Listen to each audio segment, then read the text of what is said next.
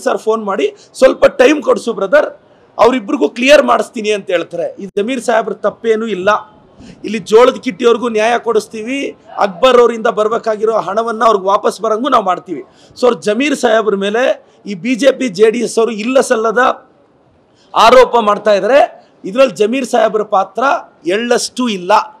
ಈ ವಿಚಾರವನ್ನು ನಾವೆಲ್ಲ ಸಾಲ್ವ್ ಮಾಡ್ತೀವಿ. ನಾವು ರೈತರ ಪರ ಇದ್ದೀವಿ, ಜಮೀರ್ ಸಾಹೇಬರು ರೈತರ ಪರ ಇದ್ದಾರೆ.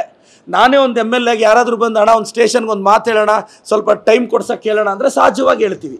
ಇಲ್ಲಿ ನಮ್ಮ ಜಮೀರ್ ಸಾಹೇಬ್ರ ಬಗ್ಗೆ ದಯವಿಟ್ಟು BJP JDS ಅವರು ಇಲ್ಲ ಸಲ್ಲದ ಆರೋಪ ಮಾಡೋದು ನಿಲ್ಲಿಸಬೇಕು ಅಂತ ಕೇಳ್ತೇನೆ ಸರ್. ಸರ್, ಈಗ ಸಭಾಪತಿಗಳು ಮಾತಾಡಿದರೆ ಆಕಸ್ಮಿಕವಾಗಿ ಆದಂತಹ ಇಲ್ಲ, ಸಭಾಪತಿಗಳು ಹೊರಟ್ಟಿ ಸಾಹೇಬ್ರ ಮೇಲೆ ನನಗೆ ಅಪಾರವಾದ ಗೌರವ ಇದೆ. ಸಭಾಪತಿಗಳು ಮಾತಾಡ್ತಾ ಕೆಲವರು ಆಕಸ್ಮಿಕವಾಗಿ ಗೆಲ್ತಾರೆ ಅಂತ ಹೇಳಿದ್ದಾರೆ. ಸಭಾಪತಿಗಳೇ, ತುಂಬ ಗೌರವದಿಂದ ಹಿರಿಯರಿದ್ದೀರಾ ನೀವು. ಆಕಸ್ಮಿಕವಾಗಿ ಸಭಾಪತಿಗಳಾಗ್ಬೋದೇನೋ ಸರ್, ಆಕಸ್ಮಿಕವಾಗಿ ಶಾಸಕರಾಗೋದು ಕಷ್ಟ ಅಂತ ನನ್ನ ಅಭಿಪ್ರಾಯ. ಗೆದ್ದಿರೋರು ವಿಧಾನ ಪರಿಷತ್ತಲ್ಲಿ ಗೆದ್ದಿರೋರು ಹಿಂಗೆ ಕೈ ಎತ್ತಿದ್ರೆ ಸಭಾಪತಿ ಎಲೆಕ್ಟ್ ಆಗ್ತಾರೆ. ಆದರೆ MLA ಆಗಬೇಕು ಅಂದರೆ 1 ಲಕ್ಷ ಜನ ವೋಟ್ ಆಗಬೇಕು ಅನ್ನೋದು ನನ್ನ ಅಭಿಪ್ರಾಯ. ಈ ಹೇಳಿಕೆ ಸಭಾಪತಿಯವ್ರಿಗೆ ಅನ್ವಯಿಸಲ್ಲ, ಸಭಾಪತಿ ಆಯ್ಕೆಗೆ ಅನ್ವಯಿಸುತ್ತೆ ಅಂತ ಹೇಳ್ತಾ ಗೌರವದಿಂದ ಸಭಾಪತಿಗಳಿಗೆ ಹೇಳಕ್ಕೆ ಬಯಸ್ತೇನೆ ಸರ್.